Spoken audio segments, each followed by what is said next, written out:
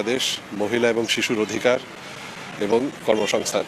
এটা আমাদের দলীয় পতাকার মধ্যেও আছে যে 5টি সাদা তারা আমরা নীলের জমিনে রাখা। নীল জমিনটা হচ্ছে আমাদের উদারতার প্রতীক।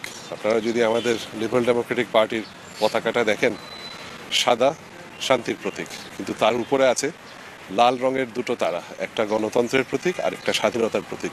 দুটোই রক্তের বিনিময়ে অর্জিত। তো আমাদের দলীয় ইশতেহারও এরকমই হবে।